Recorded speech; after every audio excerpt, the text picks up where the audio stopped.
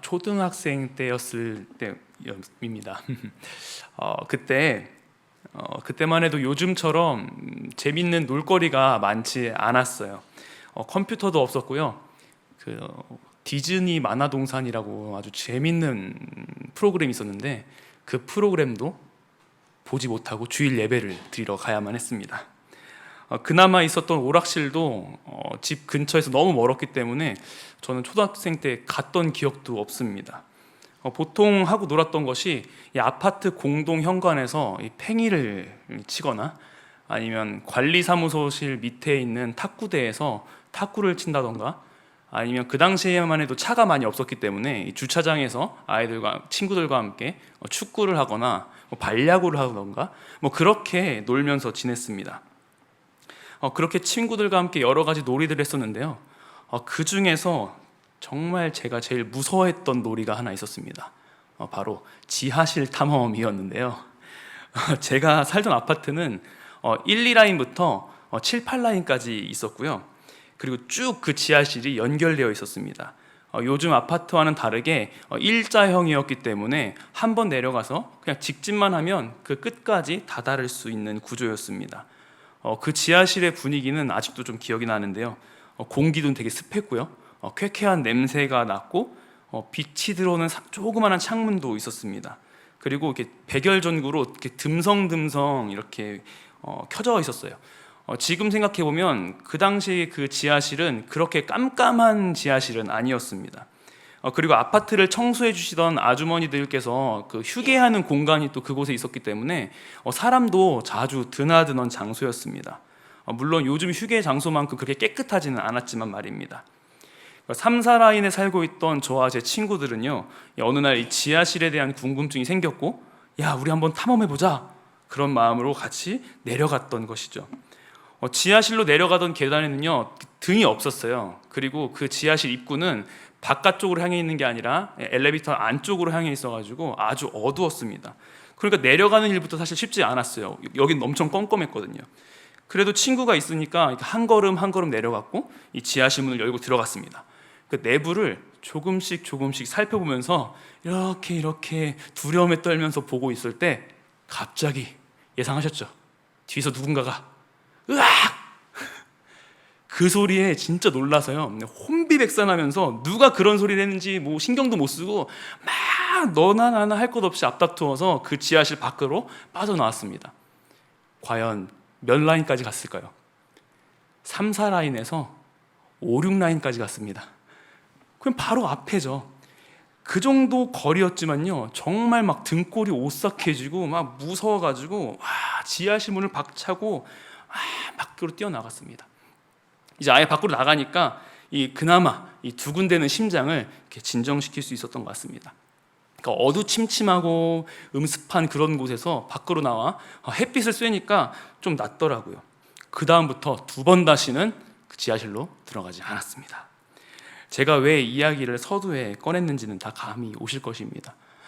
우리는 빛 되셔서 어두웠던 우리의 삶을 비춰주시는 하나님의 말씀 만날 때 그 기쁨 한 번쯤은, 아니 여러 번 다 경험하지 않으셨습니까? 그 기쁨과 평안함, 가슴이 막 뜨거워지고 막 복음 전파에 대한 의지가 막 불타오르던 그런 순간들 다 경험하셨을 것입니다. 우리 안에 어두운 죄성까지도 다 덮어주시니 말로 표현할 수 없는 감사가 하나님 앞에 고백되지 않습니까? 빛과 어둠에 대한 대비는 이 요한복음과 요한일서 서신서에 많이 등장하는데요, 이는 혹여나 이분법적으로 빛인 하나님과 어둠의 사탄이 동등하게 싸우는 것처럼 느껴지실 수도 있지만 다 알고 계시죠? 빛이 비추는 순간 어둠은 물러나게 되어 있습니다. 그 사실을 기억한 채 오늘은 요한이 말하는 이 빛이라는 본질에 대해서 함께 나누고자 합니다. 요한일서 1장 5절을 먼저 함께 읽어보도록 하겠습니다. 시작. 우리가 그에게서 듣고 너희에게 전하는 소식은 이것이니 곧 하나님은 빛이시라 그에게는 어둠이 조금도 없으시다는 것이니라. 아멘. 하나님은 빛이십니다. 어둠이 조금도 없으신 분이십니다. 이 구절과 이 요한복음 1장과 좀 연결시켰으면 좋겠는데요. 이 요한복음 1장 1절은 태초에 말씀이 계시니라 라고 시작합니다. 이 말씀은 하나님이시며 이 모든 만물은 이 말씀으로 창조되었음을 말하죠. 그리고 이 말씀이 누구십니까? 바로 예수 그리스도시죠. 계속해서 요한복음 1장 4절에서 5절 말씀 함께 봤으면 좋겠는데요. 같이 한번 읽어볼까요? 시작. 그 안에 생명이 있었으니 이 생명은 사람들의 빛이라. 빛이 어둠에 빛이 돼 어둠이 깨닫지 못하더라. 아멘. 요한은요, 이처럼 요한복음에서 이 빛을 생명과 태초의 말씀, 그리고 궁극적으로는 예수 그리스도와 연결시킵니다. 문제는 5절처럼 빛이 어둠에 비치는데 어둠이 깨닫지 못하는 것에 있습니다. 사실 예수님께서 초림하셨을 때 그 당시에 예수님을 깨닫지 못했다라는 것은 어쩌면 좀 이해가 됩니다. 그러나 예수님께서 십자가에서 죽으시고 부활하시고 다시 승천하시는 일을 직접 보았고 이 마가다락방에서의 성령의 역사를 직접 경험했던 그 당시 그리스도인들이 이 예수 그리스도를 제대로 알지 못했다라는 것, 그리고 더 나아가 그 모든 성경의 이야기가 이곳에 기록되어 있고 그것을 지금 우리가 읽고 있잖아요. 이렇게 현재의 그리스도인들에게도 여전히 비춰주시는 이 하나님의 말씀의 빛을 깨닫지 못한다면 그것이야말로 가장 큰 문제일 것입니다. 그래서 요한도 예수 그리스도의 복음을 제대로 알지 못하거나 예수 그리스도를 안다고 말하면서도 여전히 참된 그리스도인으로 살지 못하는 무늬만 그리스도인 사람들을 향해서 이렇게 복음서와 서신서를 기록하게 된 것입니다. 다시 말하자면 진정한 하나님의 말씀인 교리와 그 진리를 아는 사람이라면 우리가 너무나도 잘 알고 있듯이 그리스도인으로서의 올바른 삶의 방식으로서, 즉 행함으로써 그 믿음이 나타나게 된다는 것입니다. 그래서 요한은 오늘 본문 요한일서 1장 6절에서 이렇게 이야기합니다. 제가 읽어드리겠습니다. 만일 우리가 하나님과 사귐이 있다 하고 어둠에 행하면 거짓말을 하고 진리를 행하지 아니함이거니와. 아멘. 만일 우리가 하나님과 사귐이 있다 하고, 여기서 사귐이라고 번역된 단어는요, 많이 들어보셨을 코이노니아라는 단어입니다. 보통 진정한 예배는 하나님께 드리는 예배와 성도 간의 교제까지다라는 것처럼 이 교제의 중요성을 강조하며 말하는 것들 한 번쯤은 다 들어보셨을 것입니다. 여기서 우리가 근데 놓치지 말아야 할 것은 하나님께 예배 드리는 것, 이것조차도 코이노니아라는 사실입니다. 본문 앞구절 요한일서 1장 3절은요, 이 성도의 사귐, 그러니까 코이노니아가 하나님 아버지와 그의 아들 예수 그리스도와 더불어 누리는 것이다 라고 이야기합니다. 그렇다면 그리스도와 사귐, 이 교제는 무엇을 의미할까요? 독일의 신학자였던 게르하르트 키텔이라는 사람은요, 이 그리스도와의 사귐을 두 가지로 이야기합니다. 첫 번째는요, 그리스도의 낮아짐과의 교제입니다. 여기서 말하는 낮아짐은 겸손을 뛰어넘는 것인데요, 골로새서 1장 24절 함께 읽어보도록 하겠습니다. 시작. 나는 이제 너희를 위하여 받는 괴로움을 기뻐하고 그리스도의 남은 고난을 그의 몸된 교회를 위하여 내 육체에 채우노라. 아멘. 바울은 그리스도의 남은 고난을 내 육체에 채운다라고 고백합니다. 예수 그리스도께서 우리들을 위하여서 죽음의 자리까지 내려가셨던 것처럼 바울은 교회를 위하여, 형제를 위하여 고난받는 일을 기뻐하겠다라고 말하는 것이죠.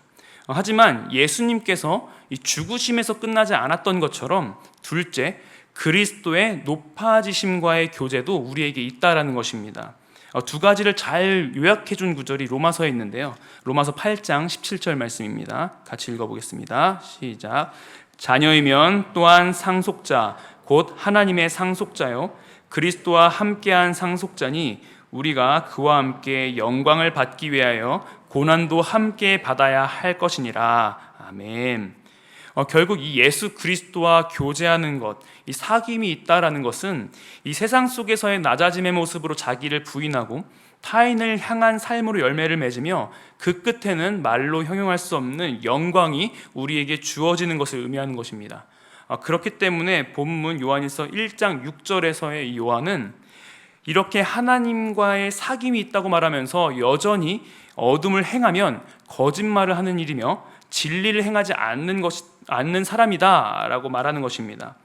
이 앞서 말씀드리는 것처럼 이 어둠에서 행하는 것이 바로 그리스도의 낮아짐과는 반대되는 일이기 때문인데요.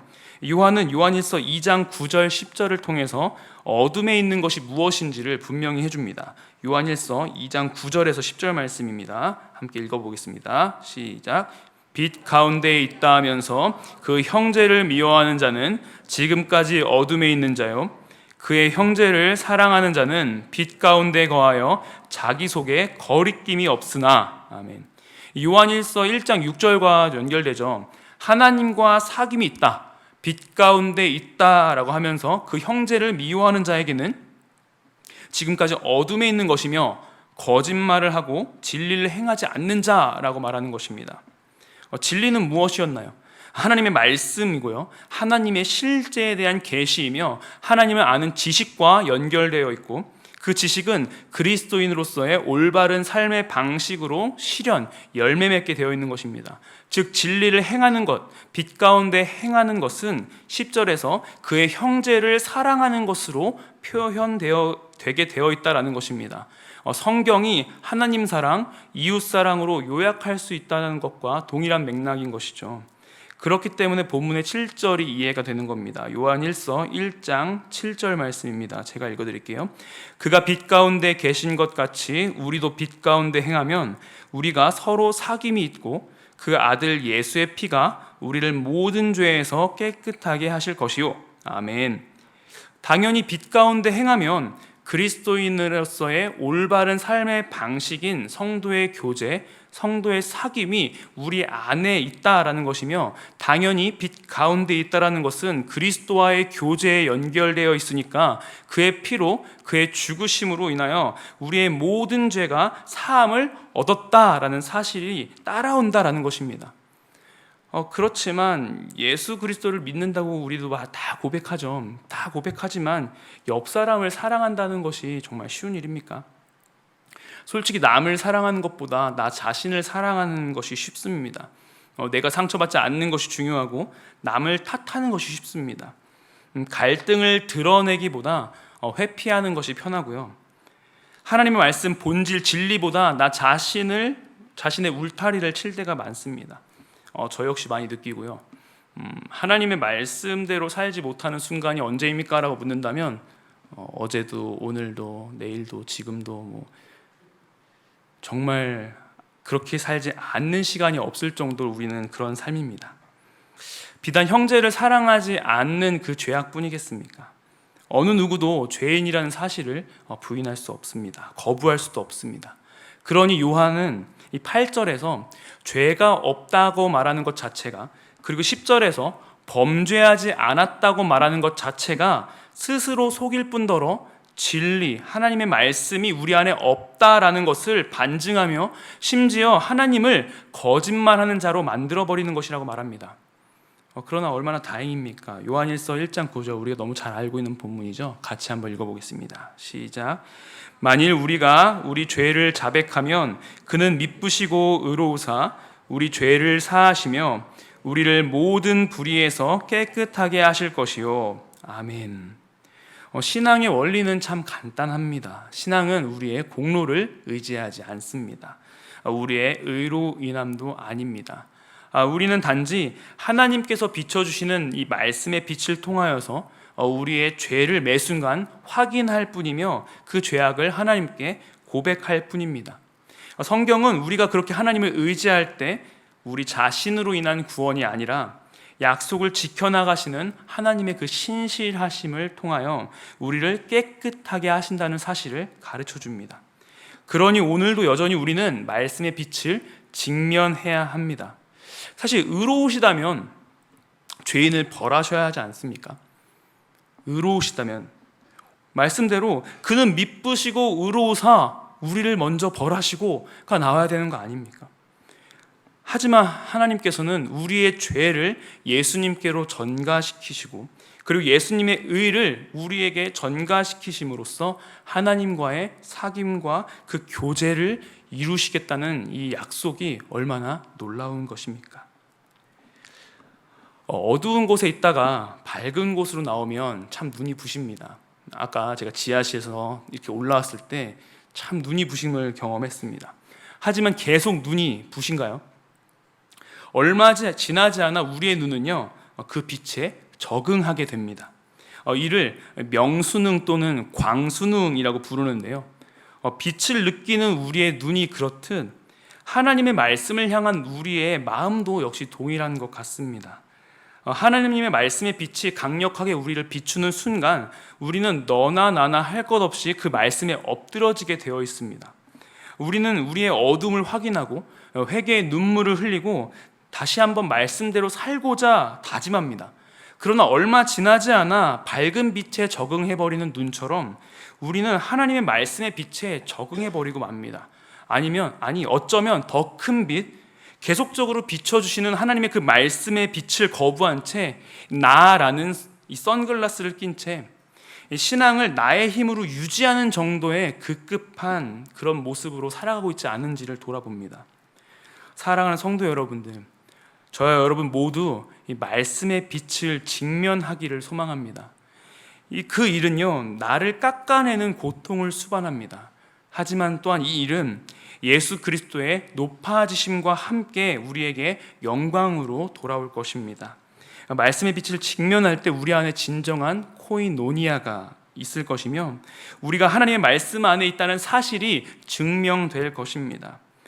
이 일에 대해서 너부터 직면해야 해 라고 말하는 이 조건절을 다는 것이 아니라 나부터 해야 함을 기억하고 언제나 죄인을 긍휼히 여기시는 하나님을 바라보았으면 합니다. 사실 말씀을 준비하면서 얼마나 제 안에 많은 것들이 있었는지 모릅니다. 사실 이 말씀을 준비하면서 제가 이 자리에 서기보다 정말 앞에서 말씀을 듣고 싶은 마음이 너무나도 컸습니다. 실제로 형제를 사랑하고 그 형제를 섬기는 일이 저한테도 너무나도 어려웠기 때문입니다. 저의 의의가 드러나기도 했고 방법론을 중요시했고 본질보다 하나님께 나아가는 일보다 하나님을 의지하는 일보다 저 스스로를 드러내는 일에 더 앞장섰었던 것 같은 그런 지난 날들이 이렇게 스쳐 지나가면서 이 말씀을 연구하고 묵상하고 여러분들 앞에서 설교를 준비하는 데 있어서 어떻게 내가 설 수 있나 참 그런 고민들이 되었습니다. 하지만 저의 죄성에도 불구하고 저의 연약함에도 불구하고 하나님의 진리는 참되시니 그 진리를 함께 나누고 싶어서 함께 빛 가운데 나아가고 우리가 서로를 사랑하고 연합하는 데 더욱더 힘쓰고 그로하여금 우리 안에 하나님의 말씀이 진정으로 존재한다는 사실이 이 세상 가운데 다른 지체들 가운데 또 지역 가운데 스스로 증명되는 일들이 우리 교회 안에 있기를 소망하는 마음으로 이렇게 하나님의 말씀을 준비하였습니다. 우리 이 시간 언제나 죄인일 수밖에 없는 우리를 긍휼히 여기시는 빛 되신 하나님을 찬양하며 기도의 자리로 나아갔으면 좋겠습니다.